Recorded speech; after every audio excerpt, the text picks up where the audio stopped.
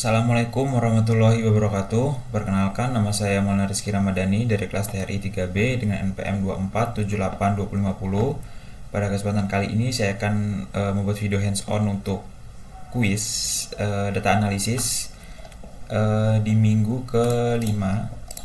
Di minggu ke-5 kuis 1, yaitu di sini tuh membuat video hands on, merekam dan menjelaskan langkah demi langkah dalam data cleaning dan statistik deskriptif, menjalankan tiap tahap serta menunjukkan hasil, terdapat tampilan diri, suara jelas, dan memastikan tampilan Google Colab jelas terlihat gitu ya. Nah, di sini tuh ada tugasnya, ada tujuannya itu menyiapkan dataset hingga siap dianalisis, mengidentifikasi dan menangani missing value atau inkonsistensi. Yang ketiga, menyajikan statistik deskriptif, kuantitatif dan kualitatif plus visual singkat. Lalu terakhir itu ada dataset yang akan kita lakukan data cleaning. Nah, di sini tuh nama datasetnya itu Ames Housing. Nah, klik ya. Oke. Nah, di sini ada ribuan data ya, ada ribuan data dari Ames Housing. Jadi Ames Housing itu ya kalau yang saya tangkap tuh seperti list rumah gitu ya, list rumah di termasuk di area, lalu di alamatnya juga gitu. Tapi kita akan melakukan pembersihan data pada dataset Ames Housing ini gitu. Nah, yang pertama tuh kita tuh akan melakukan pembukaan, tahap persiapan data, pemeriksaan awal data, cek duplikasi, cek inkonsistensi, missing value, statistik deskriptif kualitatif, visualisasi data, ringkasan dan penutupan. Oke, jadi kemarin tuh di hari Senin tanggal 6 Oktober tuh saya sudah melakukan pengerjaannya, namun akan saya lakukan lagi sekaligus menjelaskan bagian-bagian kodenya gitu. Mungkin saya akan coba jelaskan terlebih dahulu untuk apa yang akan kita lakukan di sini gitu.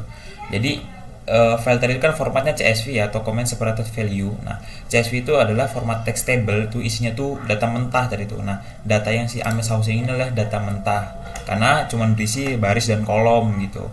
Nah, CSV ini bisa dipakai itu untuk dataset karena tuh ringan dan mudah dibuka di Excel. Nah, kita bisa membukanya di Excel, di Notepad atau di Google Sheet gitu. Nah, bisa dibaca langsung oleh library Python seperti Pandas. Nah, nanti kita membuka di Google Colab-nya untuk bisa di-runningkan itu kita menggunakan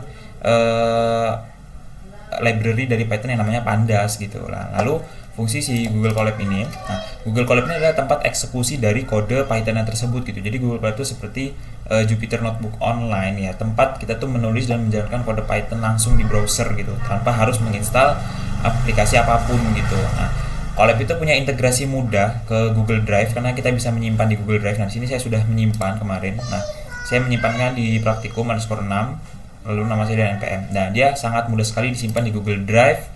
File lokal repository lokal laptop kita di internet juga bisa di-download dari file URL gitu. Lalu gabungan dari Python ini ya, script Python ini ya. Jadi Python plus Pandas itu adalah alat olah datanya lah, kita bisa bilang itu seperti itu. Untuk membaca dataset yang bentuknya CSV tadi itu kan nanti kan kita akan importkan ya seperti ini. Kita akan pilih satu file. Kita akan importkan itu menggunakan import file gitu. Nah, Python plus Pandas ini adalah alat olah datanya.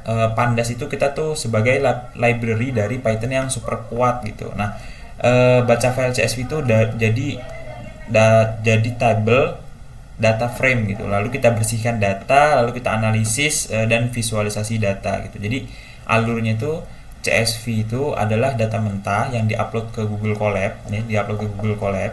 Lalu Python plus Pandas itu adalah untuk proses membersihkannya lah, menggunakan Python dan library-nya itu dari library-nya itu Pandas yang ada di dalam Python gitu. Lalu kita ekspor ulang menggunakan CSV data bersih gitu. Nah, kita mungkin langsung aja ya untuk pengerjaan soalnya di sini. Kita ini saya punya tampilan baru di sini ya. Saya beri nama kuis aja lah ya. Kuis aja deh. Oke. Di sini ada beberapa fitur yang ada di Google Colab seperti file, edit, lihat, sisipkan, runtime ya di sini. Kita bisa pilih mau kita bikin alat coding baru, maksudnya alat untuk menjalankan kodenya atau teks gitu ya. Di sini saya hapus saja semua. Nah, di sini kita tuh untuk bisa mengirimkan file dari repository lokal laptop kita ke Google Colab-nya gitu. Nah, nanti tinggal diseret aja sih sebenarnya gitu. Nah, terus kita di sini tuh ada fitur kode plus teks. Nah, sini saya coba teks aja dulu. Saya akan lakukan seperti yang di praktikum nama saya gitu. Kita klik 2 kali, saya beri nama dia awalan ya. Awalan ini karena untuk menambahkan si from Google Colab tadi ya. From Google Colab tadi kita akan copy paste aja. Paste, Ctrl V, lalu kita running. Di sini ada tombol play. Kelihatan teman-teman di sebelah kiri ini. Kita running. Nah, dia meminta choose file, meminta file yang data CSV tadi ya gitu. Nah, di sini saya buka dulu di tugas kuliah semester 3, data analisis minggu ke-6, Ames Housing. Oke. 43%, 53%. Oke. 100%. Oke, dia akan otomatis tersimpan di file yang ada di Google Colab-nya ya. Langsung kesimpan di Google Colab. Jadi kan tadi kan kita saya tuh bilang bisa kita seret langsung ke repository yang di Google Colab. Cuman kita menggunakan yang from Google Colab gitu. Nah, saya akan menjelaskan sedikit. From Google Colab import file ini adalah mengimpor modul upload Google Colab gitu. Lalu upload file upload ini memunculkan dialog memilih file. Jadi kita tuh bisa memilih file dengan perintah upload sampai dengan file upload itu, mengembalikan dictionary file name .bits-nya berapa gitu. Jadi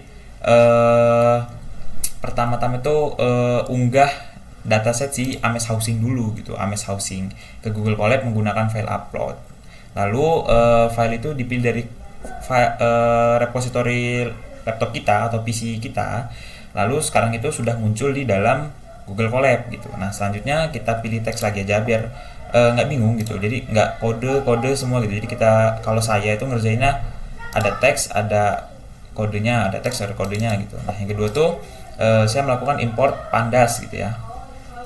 Import pandas ini sebenarnya saya nggak usah deh ngikutin itu aja deh. Habis itu masih awalan ya. Saya memasukkan import pandas, kita running. Oke.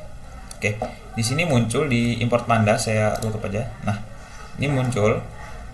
Jadi setelah kita tadi untuk from Google Colab, selanjutnya import pandas ASPD.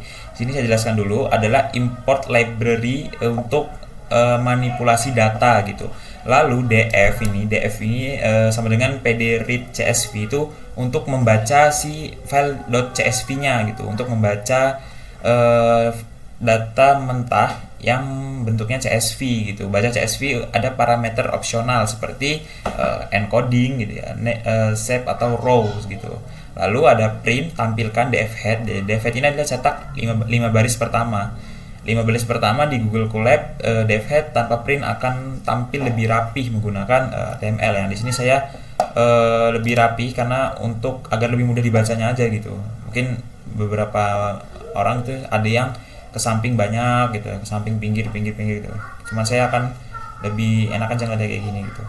Di sini ada 5 baris pertama dimulai dari 0, 1, 2, 3, 4, 5 kali 82, berarti ada 82 kolom ya. 82 kolom di dalam Ames Housing ini.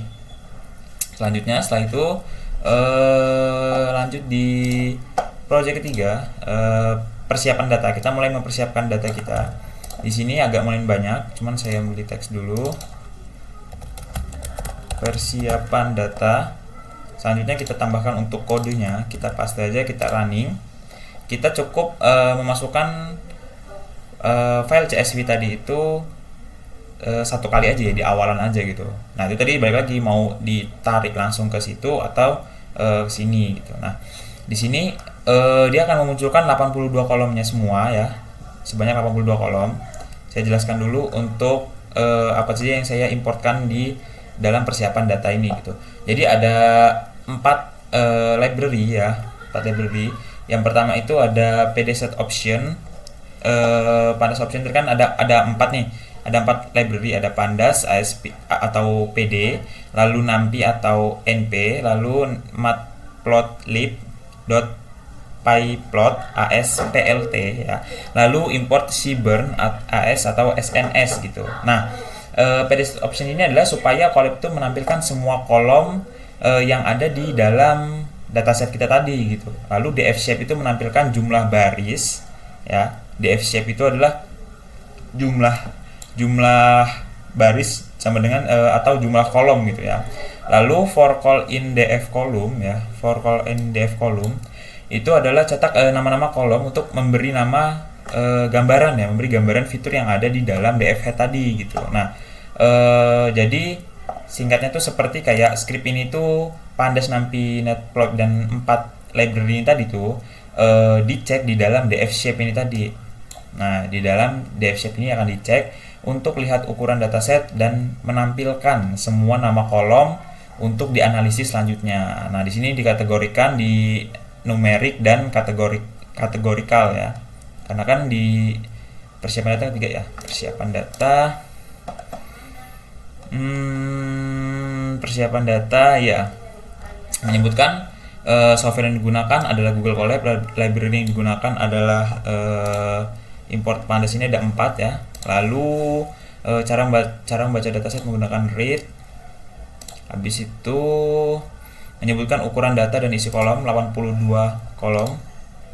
Nah, kurang lebih seperti itu. Jadi dia tuh Ames Housing itu berjumlah 82 kolom gitu ya. Nah, selanjutnya kita masuk ke nomor 4 ya. Masuk ke nomor 4 di sini ini kan tadi kan tampilan ininya ya, tampilan ke bawahnya. Ini tampilan versi ke sampingnya gitu, tapi berjumlah sama aja tetap 82. Tapi dia menampilkan yang 5 awalan doang, 5 awalan paling atas sampai sell price paling ujung. Nah, kita tambahin lagi satu teks. Setelah masuk di persiapan data, kita masuk lagi di pemeriksaan awal data. Nah, setelah data itu kita tampilkan semua kolom dan jumlah 5 paling atas, ke pemeriksaan awal data. Di sini saya pilih untuk teks lagi agar lebih rapi. Klik 2 kali pemeriksaan awal data. Oke, selanjutnya di sini saya tinggal pastekan aja kodenya ya. Pastein aja kodenya di import pandas ASPD atau pandas atau alias PD untuk library dari Python sendiri. Lalu kita running. Nah, di sini dipisahkan menjadi 2 ya, yaitu numerik dan kategorikal gitu. Nah, di sini ada banyak, tadi kan ada 82 ya. Nah, ini dibagi menjadi 2 bagian, numerik dan kategorik gitu. Nah, di sini saya akan menjelaskan secara per baris ya. Ada import pandas AS adalah mengimpor library pandas yang menyingkat menjadi PD. Nah, disingkat menjadi PD. Pandas adalah library utama untuk manipulasi data tabular di Python gitu. Lalu selanjutnya itu ada df pd read csv, adalah membaca dataset berbentuk format CSV, comment separated value di namanya Ames Housing. Lalu numerical calls sama dengan df select dt types itu adalah memilih kolom berdasarkan tipe atau data tipe. Lalu integer 64 float 64 ini adalah memilih kolom integer 64 bit dan float 64 bit gitu ya. Lalu kolom itu mengambil nama kolom lalu mengembalikan objek dengan indeksnya gitu. Nah, jadi kurang seperti itu. Lalu di sini menampilkan kolom numeriknya. Untuk numeriknya akan menampilkan 5 per 5 kolom ya, 1 2 3 4 5 agar lebih rapi pastinya. Sama juga kategori juga seperti itu. Nah, jadi catatannya itu adalah kita tuh memperiksa tipe dan kolom gitu sebelum memilih tipe. Nah, di sini tuh dibagi menjadi 2 kan, numerik dan kategorik.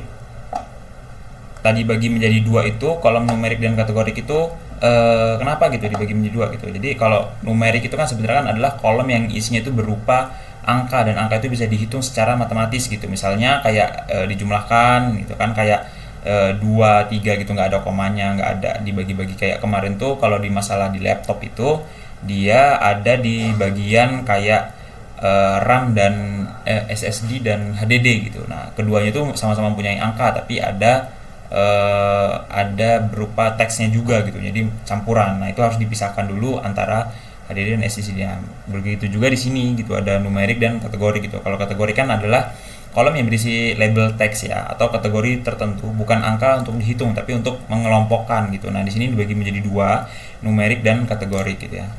Numerik dan kategorik. Selanjutnya kita akan lakukan cek duplikasi apa ya? Cek duplikasi dan inkonsistensi.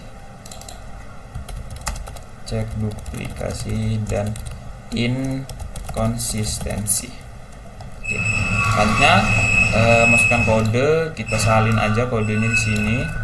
Lalu kita paste, kita running. Oke, berhasil. Selanjutnya saya coba jelasin sedikit ya untuk duplikasi dan inkonsistensi ini. Tujuannya itu untuk mendeteksi data tuh duplikat, apakah kategori pada kolom kategorikal tuh konsisten gitu ya. Nah, di sini ada df duplikat.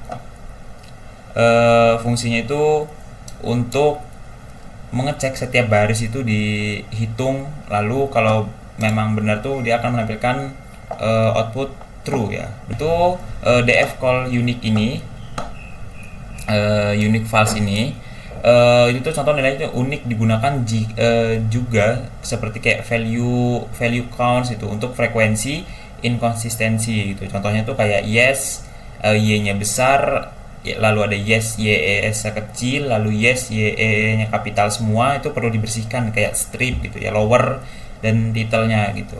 Nah, lalu ada kode pembersihan kategori di sini sebenarnya opsional. Jika ada duplikat itu kita tuh harus menghapusnya gitu. Nah, setelah saya cek untuk duplikat dan inkonsistensi itu ada ya, baris duplikat jika ada tuh saya akan menghapusnya gitu ya. Setelah dihapus, memakai drop duplikat.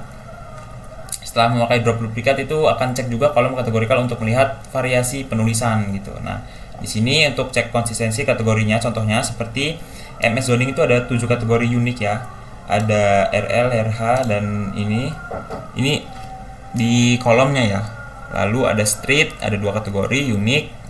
Lalu ada alley ya, ada 3 kategori, dan ada 1, 2, 3, 4-nya yang sama gitu, inkonsistensi tadi. Kalau yang duplikat tadi 0. Nah, selanjutnya teks kita lanjut lagi setelah duplikasi dan inkonsistensi, cek missing value. Nah, ini yang maksud saya tadi tuh, cek missing value.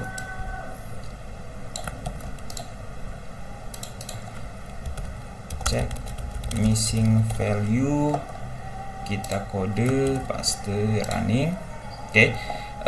Untuk cek missing value ini penjelasannya itu df isnan ya, isnan atau semacam sum jumlah nilai kosong per kolomnya, lalu pilih kolom yang memiliki missing sama lebih dari 0 itu diurutkan dari paling banyak gitu. Nah, habis itu kenapa median untuk numerik tuh? Median itu tidak terpengaruh gitu, outlier atau sebaran miring. Nah, kenapa median? Kenapa modus untuk kategori? Karena kategori itu kan tidak punya rata-rata, nah kan. Sedangkan modus itu adalah mengisi dengan yang paling umum, karena modus itu yang paling sering muncul gitu. Lalu strategi tambahan itu jika kolom punya lebih dari X persen gitu ya, missing misalkan lebih dari 50%, pertimbangkan dengan untuk menghapus kolomnya gitu. Nah, script singkatnya itu seperti ini. Ketika dicek di missing value ya, kolom X misalkan punya missing terbanyak, tunjukkan outputnya. Misalkan outputnya ini ya, missing value-nya ada 2917. Nah, di sini pokoknya total tuh ada 27 kolom ya, 27 kolom.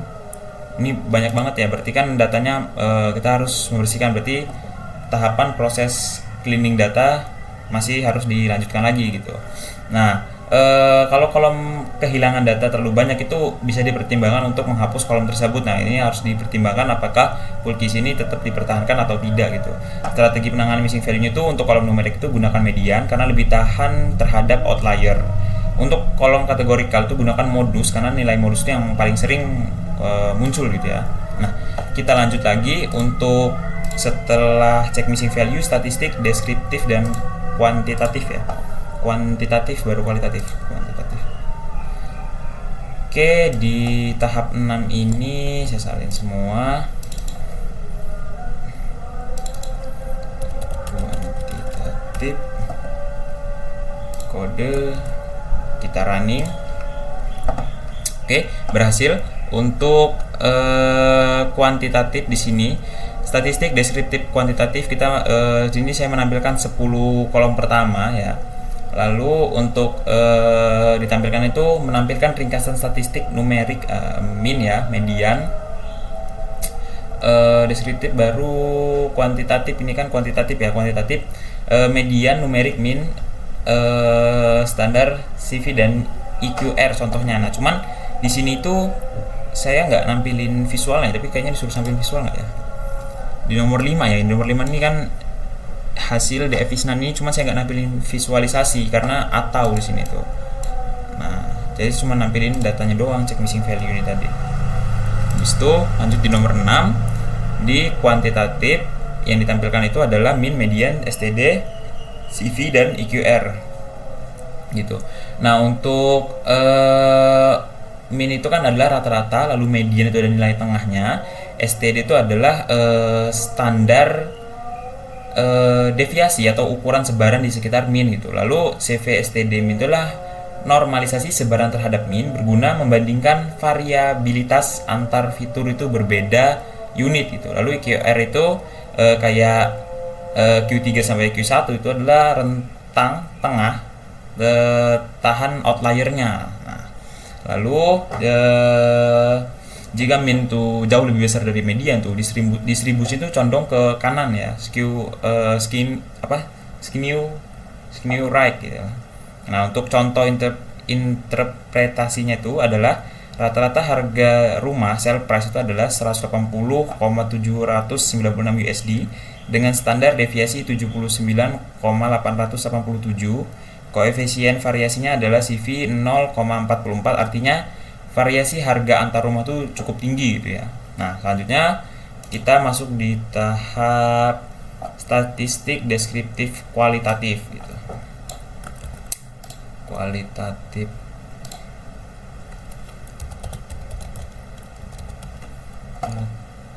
Masukkan kodenya.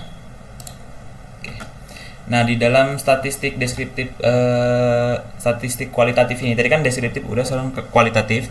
Kualitatif ini saya itu cuma menampilkan 5 kolom aja ya. 5 tuh 2 3 4 5.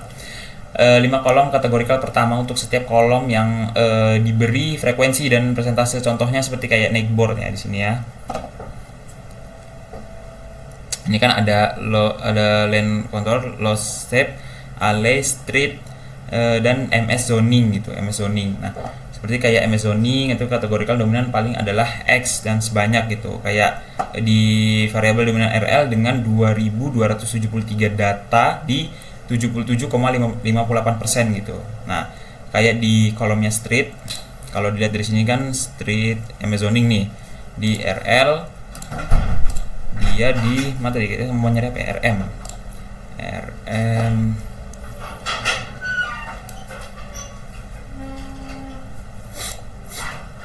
seperti kayak di sini gitu ya. MS zoningnya dia di bagian 462, lalu di persentasenya ada 15,77%, lalu di FH 139, di persentasenya 4,74 gitu. Lalu di kolom street itu frekuensi persentasenya street ya. Nah, tadi kan street ada 2 tuh kan. Karena dia itu inkonsistensi dari itu ada 2 kalau nggak salah, di street sama di alley gitu ya. Nah, dia ada 2, ada apa tadi? Berapa persen ya street tadi ya? Street ada PEV dan GRVL ya, GRVL. Nah, di sini dia ada di street itu di PEV itu ada 99,59 persentasenya yang paling sering muncul. Lalu GRVL-nya adalah apa nih? Oke. Di GRVL ada 12 ya frekuensinya, artinya ada 12 kali, lalu di persentasenya ada 0,41 gitu. Lalu di kolom alley frekuensinya persentase GRVL 120, PEV-nya di 78 dengan persentase 39,39. Nah, kurang lebih seperti itu, sama aja seperti kayak di land contour ini ya. Lanjutnya setelah deskriptif kualitatif, masuk di bagian visualisasi data. Berarti udah akhir ya. Tadi kan deskriptif kualitatif dan visualisasi data. Nah, visualisasi data ini lumayan ada banyak gambar. Nanti akan saya jelaskan visualisasi data. Oke, kita running dulu. Tidak dapat ke runtime. Kenapa ya? Sebentar.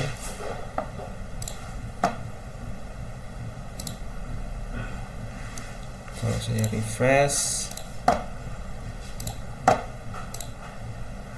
wah, nggak ada kuota, nggak ada internet.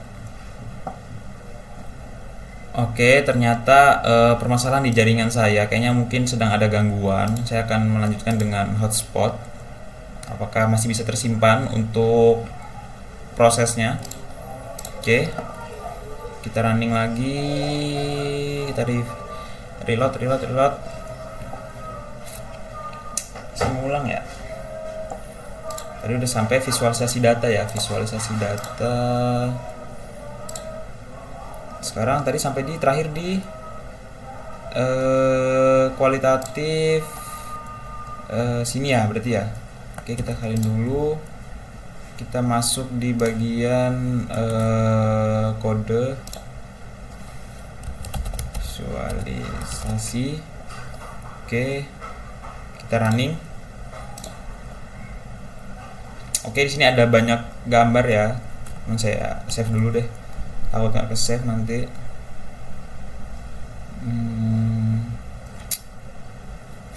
Oke, di sini dia menampilkan 3 buah gambar ya.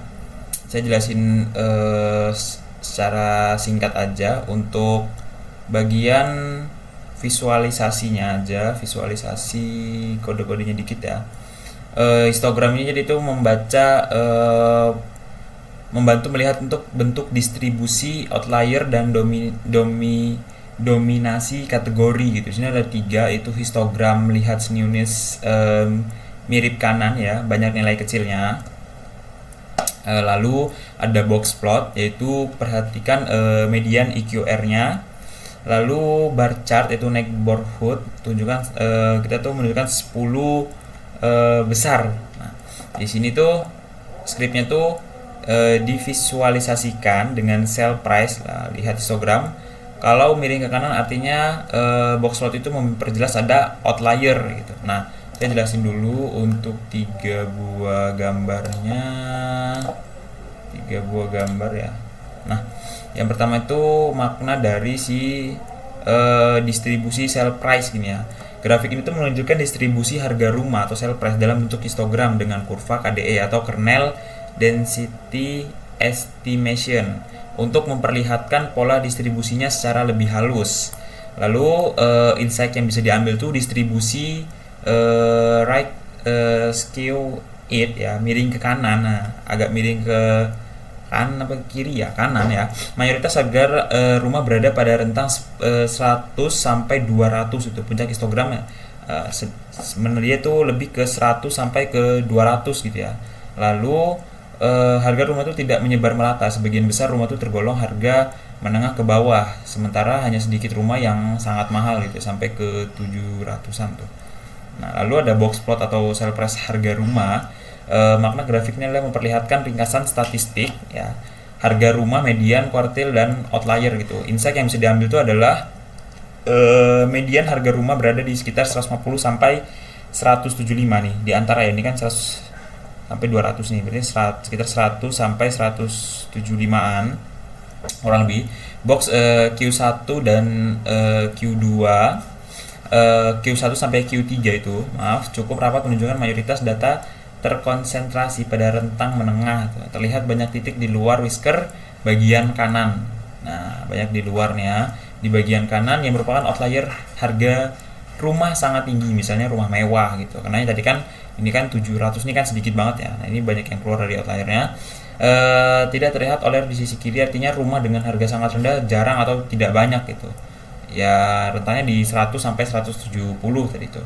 Lalu ada bar chartnya, ada 10 kawasan ya, atau kategorinya ada names, Old Town, Edward, Summers, lalu apa nih, Reichert ya, Gilbert. Nah, merupakan kawasan dengan jumlah rumah terbanyak lebih dari 400, jauh di atas kawasan lain. Disusul call call GCR ya, call GCR disusul ini dan Old Town. Kawasan itu memiliki jumlah rumah relatif merata sekitar 120 sampai 200 gitu. Informasi ini tuh penting untuk menganalisa geografis, misalnya itu kayak kawasan dengan banyak data dapat memberi kontribusi besar pada pelatihan model prediksi harga gitu. Jadi kesimpulannya itu harga rumah itu cenderung miring ke kanan, mayoritas harga menengah ke bawah sedikit ya, nggak terlalu mahal, nggak terlalu ini sedang 150 sampai 170, dengan sebagian kecil sangat mahal gitu ya. Outlier itu harga tinggi perlu diperhatikan saat melakukan modeling atau transformasi ya, misalkan log transform agar tidak mengaruhi hasil regresi secara berlebihan. Distribusi kawasan menunjukkan bahwa dataset tidak merata, beberapa neighborhood sangat dominan sehingga analisis lanjut perlu mempertimbangkan representasi yang seimbang. Nah, kurang lebih seperti itu untuk video zona. Saya jelaskan mungkin sedikit lagi ya untuk di bagian mana tadi ya? Di bagian awal ya. Nah, saya coba untuk menjelaskan lagi dari tahap awal tadi ya, sedikit aja untuk meng-highlight aja yang telah saya jelaskan tadi. Yang pertama tuh untuk pemeriksaan awal tipe data ya, itu pengecekan tipe data itu kita pisahkan kolom numerik dan kategorikal. Ini sangat penting karena metode statistik itu atau cara imputasi itu berbeda jika ada kolom numerik yang tersimpan sebagai string gitu. Nah, lalu ada cek duplikasi dan inkonsistensi itu. Cek juga ada baris duplikat dengan df duplikat sum ya, tunjukkan angkanya. Lalu kita tuh bisa menghapusnya dengan df drop duplicate dan reset index gitu. Lalu kita setelah itu cek missing value. Setelah kita cek duplikat, cek inkonsistensi, kita cek missing value. Di missing value ini kita ngecek itu mengurutkan kolom berdasarkan jumlah missing gitu. Kolom dengan missing terbanyak akan ditangani terlebih dahulu gitu. Lalu strategi yang diterapkan untuk kolom numerik ini gitu ya, dengan median lebih robust terhadap outlier gitu. Nah, lalu statistik deskriptif kuantitatif di sini tadi itu saya menjelaskan tentang strategi yang diterapkan ya untuk kolom numerik ini dengan median lebih robust terhadap outlier. Untuk kolom kategorikal dengan modus, kategorikal paling sering ya, karena modus yang paling sering muncul. Jika sebuah kolom memiliki persentase missing sangat besar, kita pertimbangkan untuk menghapus kolom tersebut untuk menggunakan imputasi lanjutan. Lalu kualitatif itu tampilkan statistik deskriptif kualitatif itu untuk kolom numerik min, median, STD, CV dan EQR. Ini tuh membantu memahami pusat dan sebaran datanya gitu. Lalu deskriptif kualitatif itu kuantitatif tadi ya, kualitatif yang ini, kualitatif yang kolom kategori menampilkan frekuensi dan persentasenya untuk tiap kolom yang disebutkan gitu. Kategori dominan menggunakan value counts atau it max ya. Lalu visualisasi singkat terakhir memperjelas temuan numerik tadi. Kita buat histogram dan box plot untuk sell price dan bar chart top 10-nya gitu. Nah, ringkasannya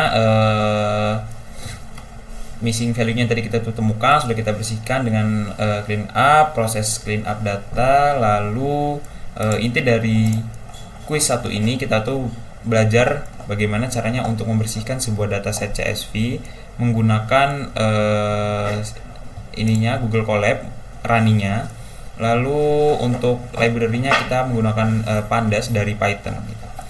Nah, kurang lebih seperti itu untuk pembahasan video kali ini.